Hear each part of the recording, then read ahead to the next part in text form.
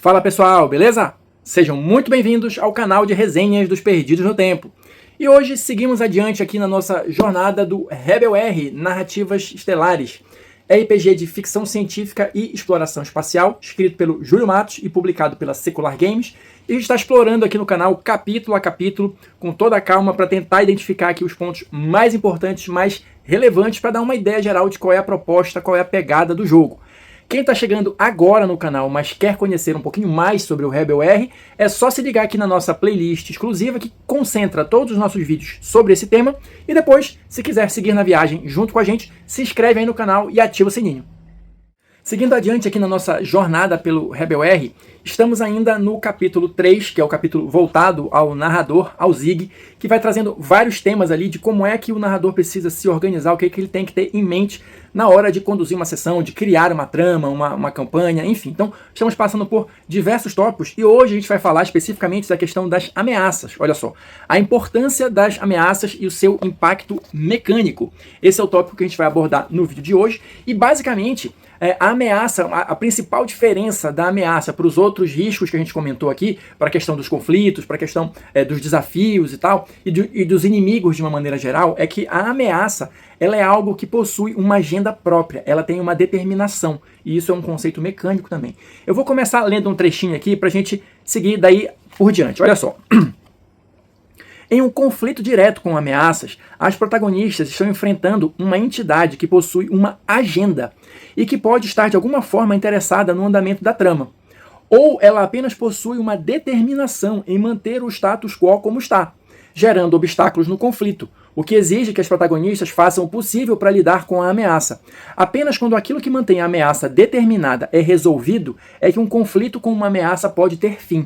A ameaça, conforme eu estou entendendo aqui, ela vai ser o vilão final, vamos dizer assim. Vamos pegar, sei lá, vou pegar um exemplo maluco aqui, como eu tenho feito. Guerra nas Estrelas, Star Wars. A ameaça é o Império, por exemplo, dependendo do período que você esteja jogando. Né? Aquilo ali vai representar o inimigo final. E o Império ele tem uma determinação. Ele tem uma agenda, ele quer continuar controlando a galáxia, por exemplo. É alguma coisa nesse sentido, mas a gente vai descer aqui com um pouquinho mais de detalhe ao longo do vídeo. Só para a gente avançar um pouquinho, as ameaças, como eu até já comentei aqui, elas têm riscos e elas também têm condições. A gente já falou sobre isso em vídeos anteriores. Mas a ameaça ela tem uma característica própria exclusiva, que é a determinação. Eu disse que isso era um conceito do jogo, então olha só. Determinação é uma dimensão exclusiva das ameaças, pois representa o grau de interesse delas em sua agenda ou nas protagonistas.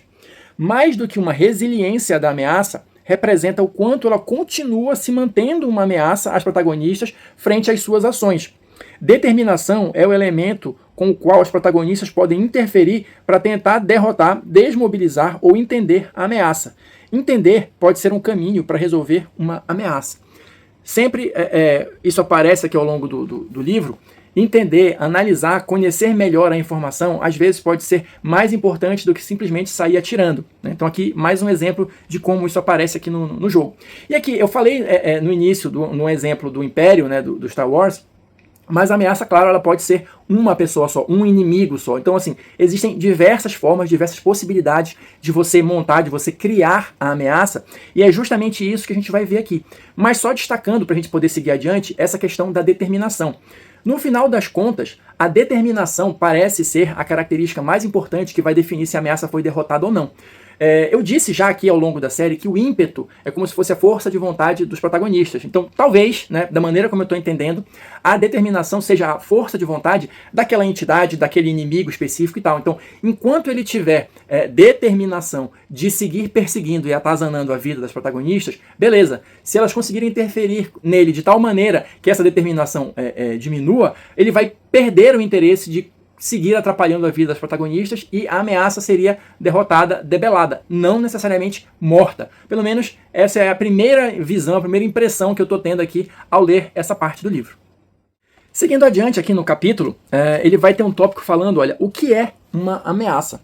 Então aqui, só para a gente fixar mais esse conceito, eu vou ler um trechinho para vocês, olha só. A melhor forma de definir uma ameaça é como um motor para a trama, que pode se mover ou mudar a partir da busca de uma ameaça pela própria agenda. Vamos detalhar isso agora e como essa será uma ferramenta valiosa para você, como Zig, conduzir as sessões. E aí ele começa a explicar todo esse lance conceitual da ameaça, justamente porque a ameaça vai ter características próprias, como a determinação, que eu já comentei aqui, e como a agenda, que ele vai abordar aqui também nessa sessão. Essa agenda seria o objetivo principal da ameaça. Qual seria ele? Destruir os protagonistas? Pode ser continuar controlando ali a galáxia? Pode ser manter ali aquele planeta refém? Enfim, isso aí é muito amplo, é muito vasto, vai depender do que estiver rolando ali na história. Inclusive, essa agenda, ela pode ser, segundo o livro coloca aqui, intencional, como essas que eu citei aqui, ou não. Como assim ou não? Se você pensar numa ameaça, por exemplo, que é um fenômeno espacial desconhecido, ele pode não ter consciência, ele não tem uma agenda ali, ele simplesmente existe. Então ele vai seguir o caminho dele e de repente nesse caminho ele vai atravessar ali o planeta das protagonistas, a nave das protagonistas, a frota da qual elas fazem parte, a estação espacial, enfim, e vai começar a causar os prejuízos, os riscos, as condições de uma maneira não intencional porque ele não tem consciência. E nessa questão aqui da agenda, o que o livro sugere? Que você vá anotando ali frases que definam os objetivos, né, dessa ameaça. Então, isso que eu falei aqui, por exemplo, continuar controlando o planeta tal, destruir as protagonistas, né, seguir o seu caminho, no caso do fenômeno espacial. E essa agenda, ela pode ser destrinchada também em objetivos maiores e menores, né, macro ou micro. Então, por exemplo, qual é o objetivo macro? É continuar dominando o planeta X.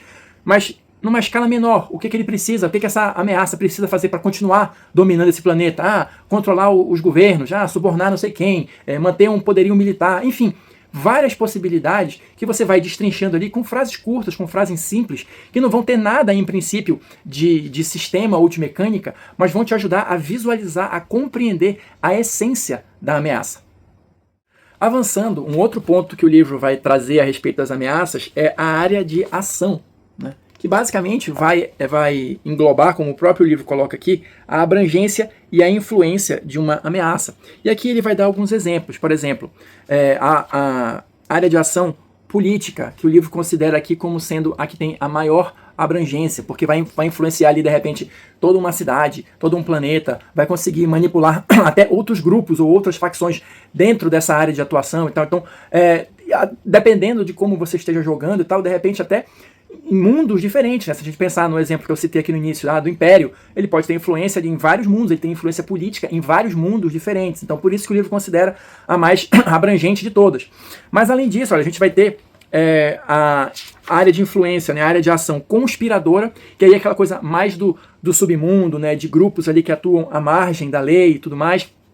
Mas existe a possibilidade também dessa área de atuação, né, conseguir te encontrar em qualquer lugar. Né? Porque também, de novo, dependendo do cenário, do tipo de jogo que você está conduzindo ali, organizações criminosas ou esses interesses escusos e sombrios existem em diferentes mundos, em diferentes locais, e muitas vezes eles são coordenados por uma rede. Então, mesmo nessa questão da conspiração, pode ser uma área bem grande, vai depender aí de como você está conduzindo o jogo. Outra que ela coloca aqui é a local. Essa aqui talvez seja uma das mais simples de entender, é uma área restrita de atuação, né? É uma cidade, né, pequena, é um mundo, é um continente, um país, enfim, às vezes até dentro de uma própria facção, dentro de uma única facção, dentro de um único grupo. Enfim, vai depender ali do que você tiver em mente durante a condução da história.